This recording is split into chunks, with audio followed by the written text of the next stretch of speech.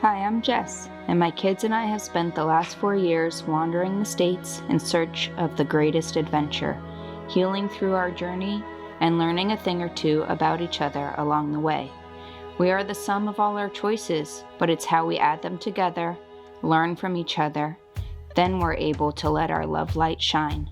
No matter if you're planting your roots or your wheels are in motion, there's always room to grow, learn, and continue this great journey we call life.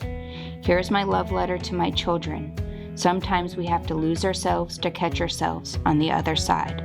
I'll always be on their side.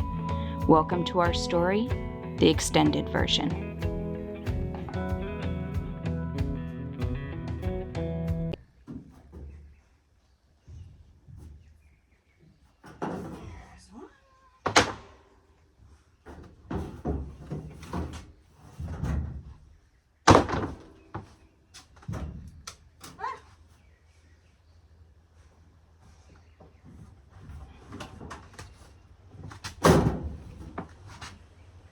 I cut them all the other day to get the machine out.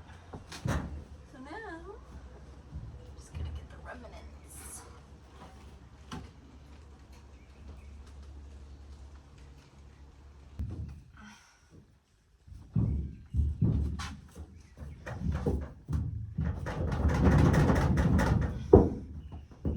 Oh, come on.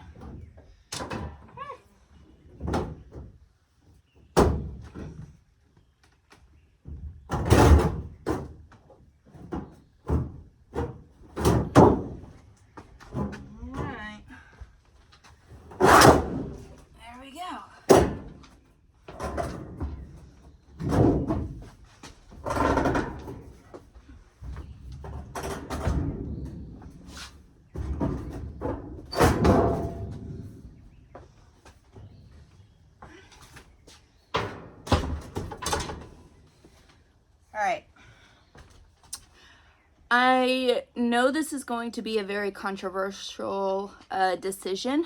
I haven't made the executive decision yet. But I don't really want to take the roof out.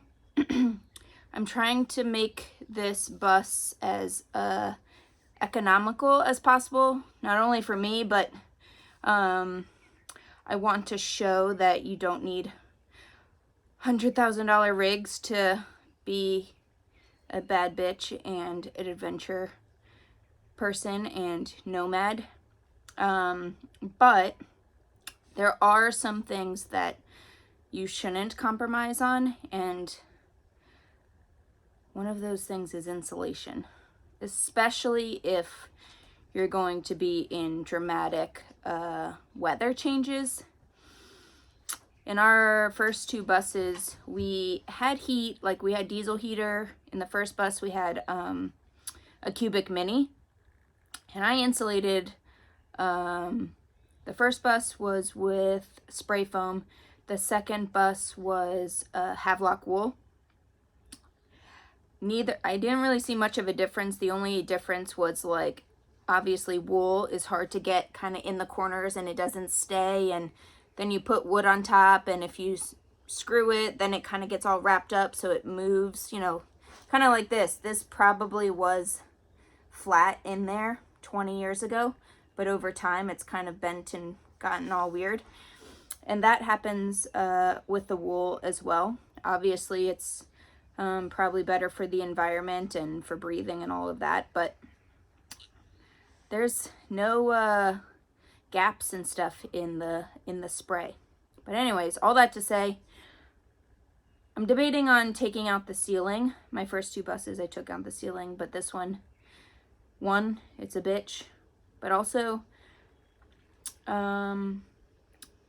when it's cold outside, it's gonna be fucking cold, and when it's hot outside, it's gonna be fucking hot in your bus. I do have an AC unit I'm sticking in this bus, but this one's a teeny tiny bus, so it's not going to take much to heat it up and cool it down.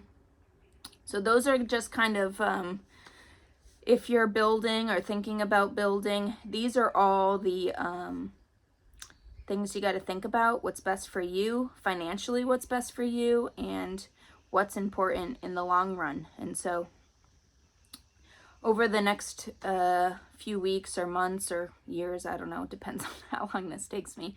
Those are the things that you'll see me contemplating, and I'm not always going to make the same decision somebody else will make, but you know, you got to make the decisions that's right for you, and building another adventure rig and feeding my family at the same time is important, and you know, whether we keep this or sell it or just build it out for somebody that's deserving of having it, I think these are all questions that come into play that people don't really, not that they don't talk about, but I don't think people realize how much fucking work and research and brain power this takes. So if you're wondering why these rigs are costing $80, $90, $100,000, all of this comes into play. The amount of man hours and brain power that bus life has consumed our lives over this last 7 years is just insane, but I wouldn't want it any other way. So here we go. Okay, the other reason I took out this panel, not only to use this panel for the guide, for the arch, when I do put walls and all that kind of stuff, I want to come in here and double check all of the wires, make sure there's no bird's nests or rat's nests or anything back here, make sure all the wires, none of them are faulty or could spark or anything like that. Just double check. I'll pull out my my power tester and just making sure everything like is connected. My last bus, some of these like that are just piece by piece by piece by piece. I just went in and rerouted things and made my own cuts and just one line instead of, you know, snippets, which I just felt like might be a little more safe. And then like power here, these 4 wires were for the AC back here. So I'll take this whole strip out of the wiring system, and I didn't document this for YouTube, but I went ahead and disassembled a lot of the wires already that were in the bus. But obviously I just took out this power line, so I'll disconnect it down here. I'm going to build a new box and make it pretty, and new dash system and all of that. So that's where we are.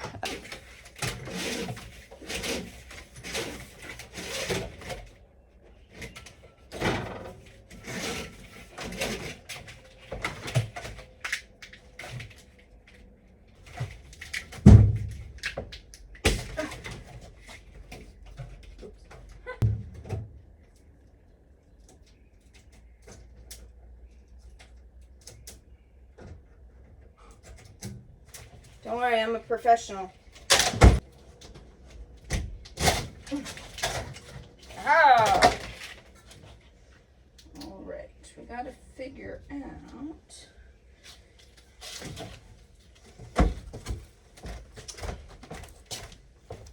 Now, if you're doing a budget build, I feel like I'm gonna get a lot of mansplaining for this, but fuck it. If you're doing a budget build and building for yourself, there's some things that you can do to kind of cut costs, but not the integrity of the build. So I just, hang on.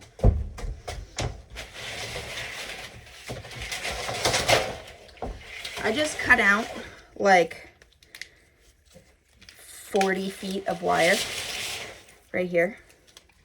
All of this is good. The conduit, is that what you call this stuff too? You know, like the wire protectors and everything. All of this is all good wires. I'm obviously going to inspect it all and make sure there's no nibbles in it from mice or anything, but there's a lot of stuff in the bus that you can reuse. I like original everything buses. I know my dear Bus Life Mayor doesn't like the bus windows and the leaking and all of the stuff, but I try to make our buses as original to school buses, because that's the point of buying a school bus, because they're rad and they're cool. So I'm going to repurpose a lot of these wires, a lot of the conduit, put it up in there, make sure everything's protected and safe. So when you're trying to grapple with budget builds and what kind of things to invest in, don't skimp on things like insulation and flooring and all of the base. But if you are cutting out wires and all of that, I don't see a problem with repurposing those things, because wire and all of that kind of stuff, you don't realize how much you're going to actually use, but you're going to use a fucking lot. So might as well pinch the pennies where you can. All right, so I cut all this line. It is routed inside here in a couple different places. So I want to make sure I'm only taking and disconnecting the stuff that I no longer need, which all of these wires are for the AC unit in the back of the bus. And buses tend to do really well with the color coordination of their wires. Not always. And if they have some patches or whatever, obviously they'll take whatever they have on hand. But okay, so you can see it here. So this wire is going up through all of this mess, which I already disconnected, but we have one, which I assume is for the power source, is going up through here. So I'm going to disconnect all of this and separate all of these wires and save these for later, and then make sure I'm disconnecting the actual power source so there's no spark and pretty colors happening later on in the build. I should have said this in the beginning, but make sure all the power is cut off before you start cutting wires and touching everybody together.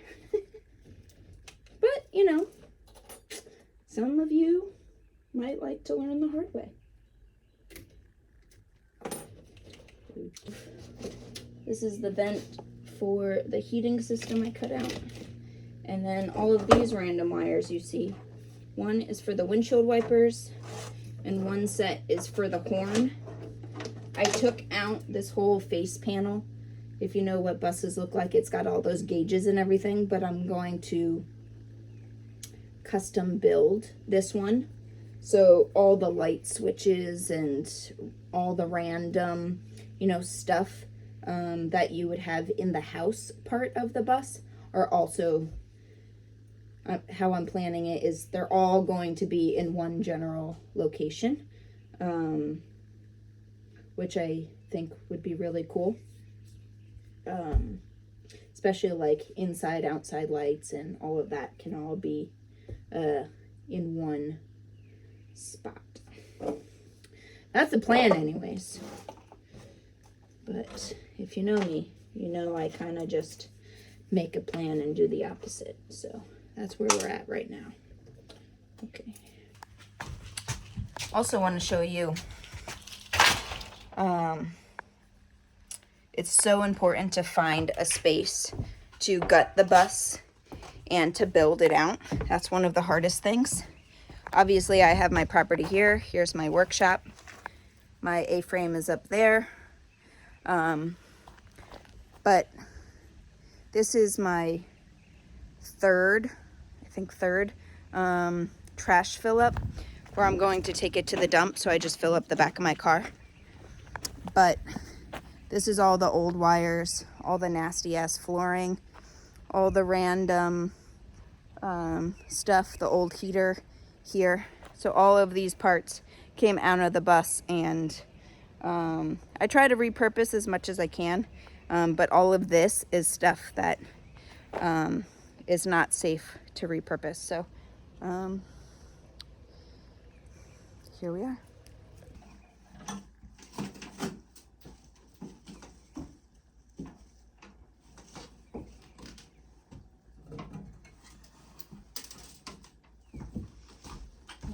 Okay.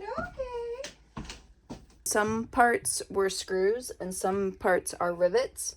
So I'm just gonna take the angle grinder, all of that, make sure I don't spark inside as best I can, and be able to remove this whole panel up here.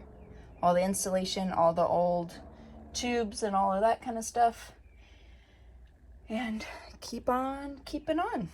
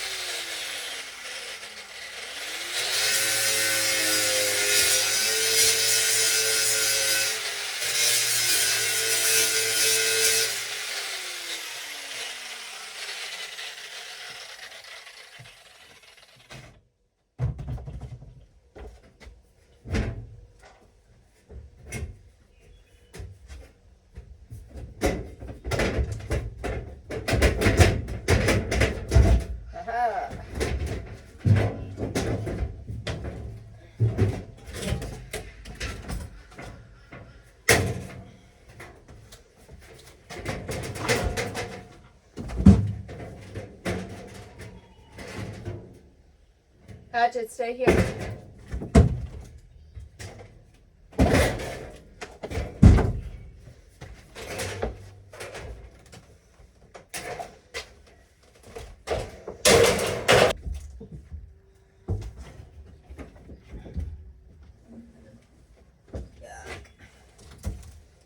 Ugh.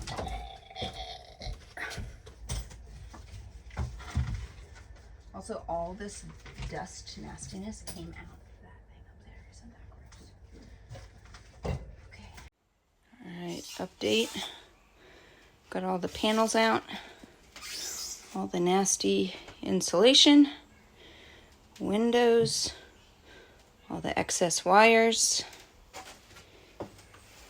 Extra panel. All these windows. And keep on keeping on.